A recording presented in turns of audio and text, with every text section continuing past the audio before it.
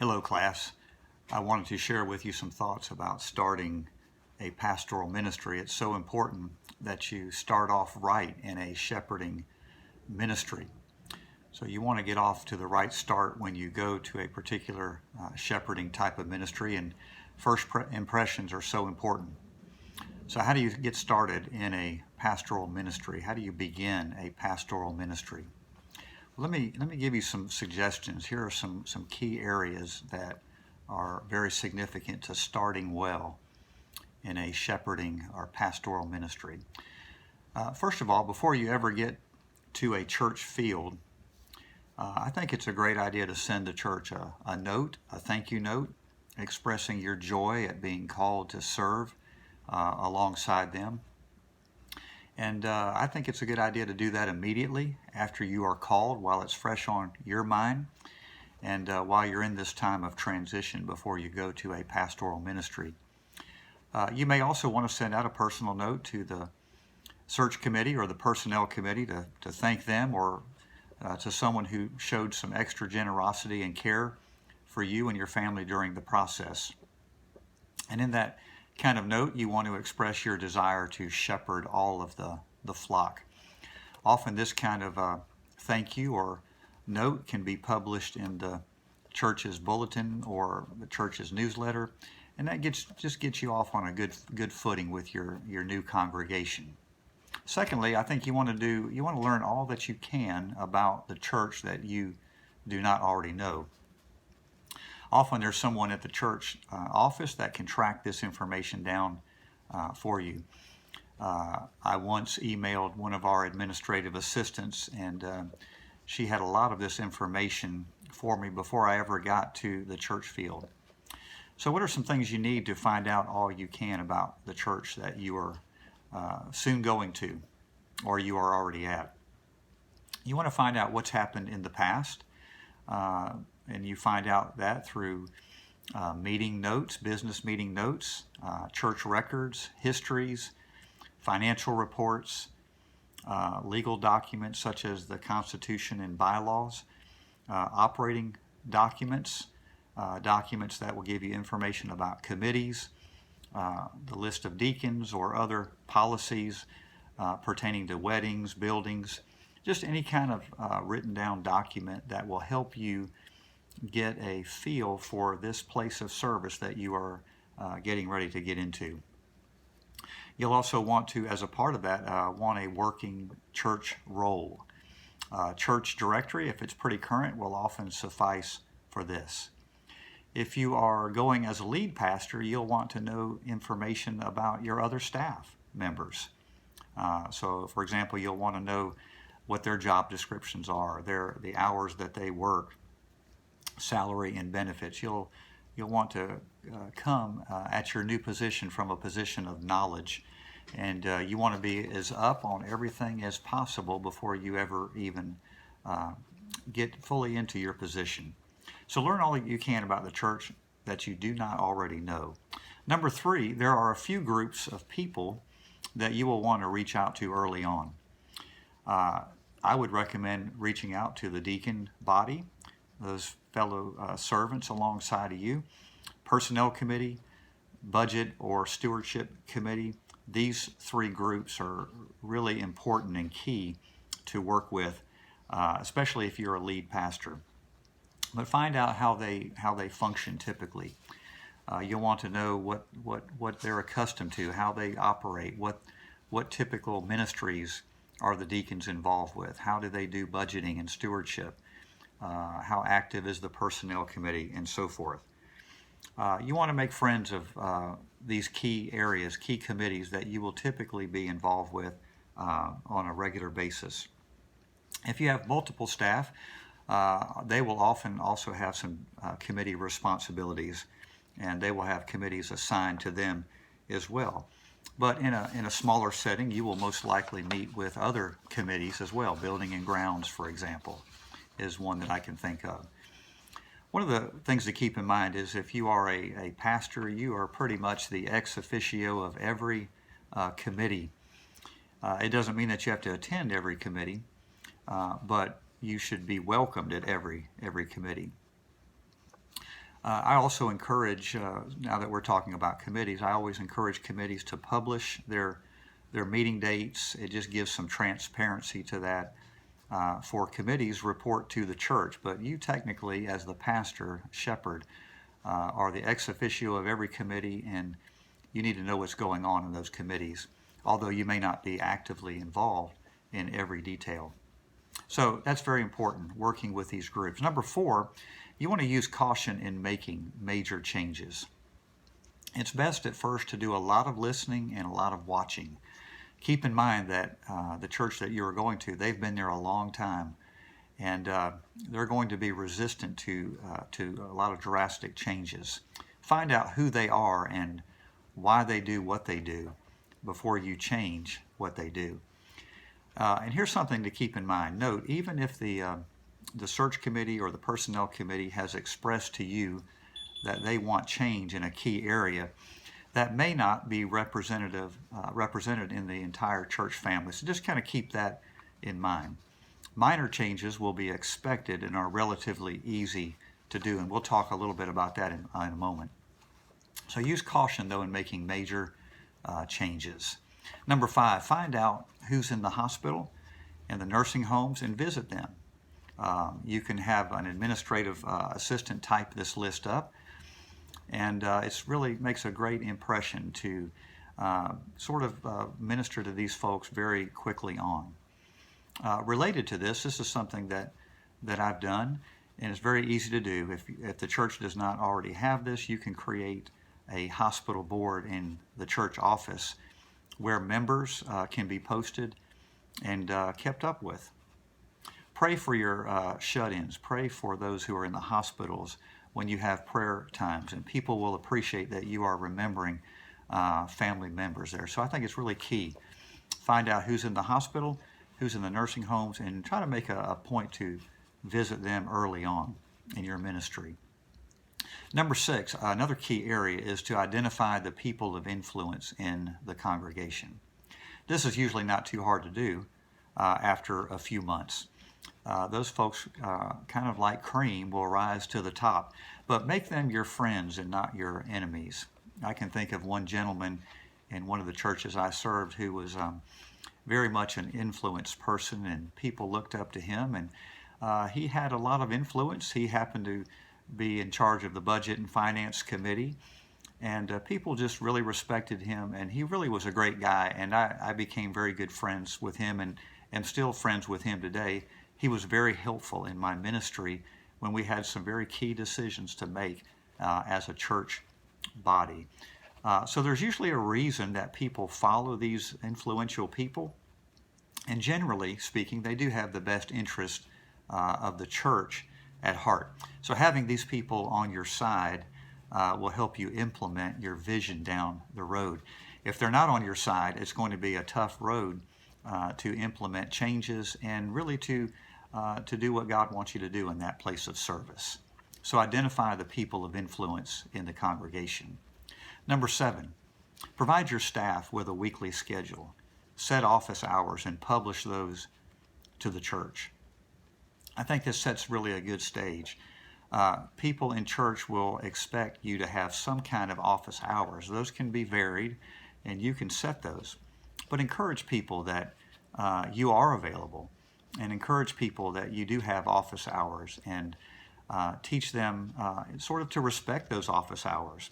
It doesn't mean that you won't see people without an appointment, but it does kind of set a stage that you are a professional and you have other things going on, and it would be best if they called ahead. And but set some office hours, and that way you can also block off your study time, and you can let people know and sort of build a culture that here are some great times for me to visit with you, and here are some times when it's probably not the best time just for you to come by.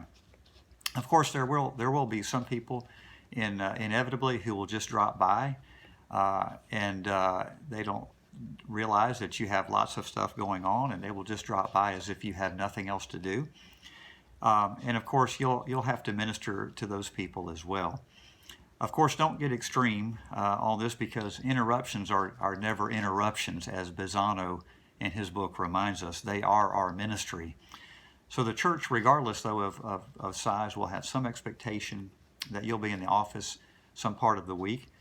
And so go ahead and set a schedule and let people know about that schedule. It keeps you accountable, but it also lets the church know when the best time is to come see you.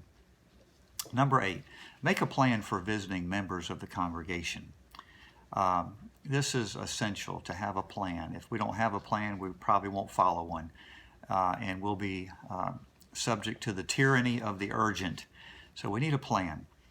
But just think about this. Consider this. If you visited 3 homes per week, that comes out to 156 families, not including individuals, right? Or that's not individuals, that's families, which is essentially seeing an entire medium-sized church in 1 year. So that's a pretty good goal. If you have a deacon of the week, you can take that person along with you in your visiting times, which is a great idea, and it builds some relationships with your deacons. It's a good idea to visit first the people who may need it the most for obvious reasons. For example, those shut-ins or those who have not been doing very well in the congregation. So you can make a plan to do that, but have some kind of plan. And it makes a great start in your ministry, and you'll get to know those folks, what they do, where they live, and you'll be able to build some relationships that will be really key and cornerstone to your ministry. Number 9, let your first sermons be text that express your deepest convictions about the gospel. In other words, when you first get there, you want to preach what is really the main heart of what your vision and the great text of the Bible and texts that express your deepest convictions about the gospel in the church. For instance, I preached on the nature of the church from the book of Acts when I first came to Carrollwood Baptist Church. And it was a great place to start because it set the stage for what I believe about the gospel and what I believe about the church and really the whole mission of the church. So you can't go wrong preaching a series of sermons on the church. And this will allow you to set the stage for what is important to you and what your vision will be for seeing the church as a healthy and vibrant ministry that it can be and that God wants it to be. And these general types of sermons will also give you time to learn the needs of your congregation, since at first you're not going to know them very well personally. So let those first sermons express the deepest convictions of your heart on the gospel. Number 10, focus on relationships, especially early on. You don't know these people, they don't know you, and it's going to be so essential to build personal relationships. So go to lunch on Sundays with congregation members that invite you. Have coffee during the week at your members' homes. Send out a thank you note, prayer cards, bereavement and get well cards. If you have a home where this can be done, it's an excellent idea to set up some get-togethers at your home. You can invite Sunday school classes or Sunday school departments, various groups in the church. We held about 4 meetings when I first came to Carrollwood at our home, and it was large enough for us to have the luxury of doing this, but we had about 4 get-togethers at our home, and we invited different people in the church, different groups at different times, and it was a tremendous experience of being able to bond together and just let people know who we are in Christ. So this communicates to the church that your pastor, you as the pastor, are accessible. He's like us. They'll feel encouraged by that. It's a great experience. And often the church will have some monies set aside for you to be able to do this, so it won't cost you anything out of pocket. So focus on relationships early on. Number 11, start a new members class. I mentioned about not making major changes, but you can make some smaller changes, and one of those is you can probably immediately start a new members class. Chances are the church you will go to will not have one. Even if they do, it may need some reworking or tweaking. And this is easy to do one Sunday out a month or bi-monthly. It's a great way to meet prospective members.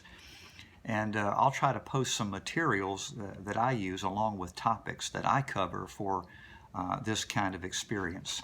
But it's a great addition to the ministry of the church. It gets you involved early on, and it's a great change that is always welcome by the church body, because probably they're not doing a very good job of this in the first place.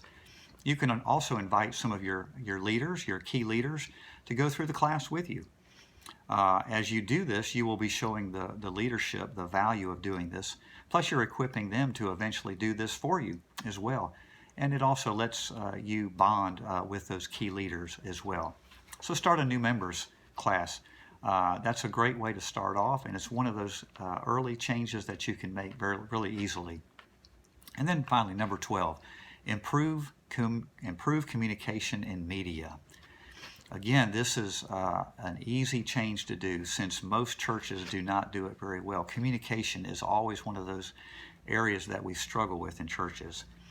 Communication and the attractiveness of our content is spotty at best. And so you can make some changes. One of the things that I recommend is really looking at what you're doing in the church as far as social media.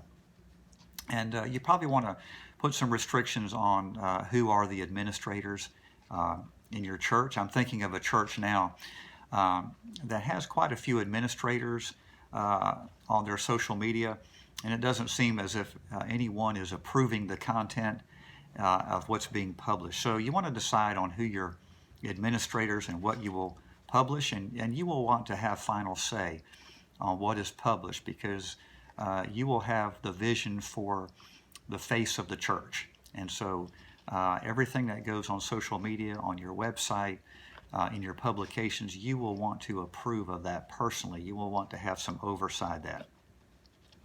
So church media should be focused on the church. So you do not want people accessing your social media and wondering, is this from the church or is this just from someone posting a random article? If groups feel they may need to post, they can always make their own page. But you can get a handle on your social media. I would definitely recommend that. You also want to, and you can, improve your website, and above all, keep it up to date. And people will begin to notice the changes that you're making. And these are all changes that cost little money, but will greatly improve the image of the church. And they will be changes that will usually be welcome. Then after some time, they will be ready to change other major issues. So improve your communication, your media. That's a simple change. Starting a new members class, that's a simple change, and all those will lay the groundwork. So I hope these are some helpful suggestions for getting started well. It's so essential. You want to get started well, and as you share your vision with them over these first few months, they're going to know your heart, and they're going to see that you already have a track record, and that your heart is for their best interest, and you want to see the kingdom built up through them. I hope this helps you as you get started well in your ministry. God bless you.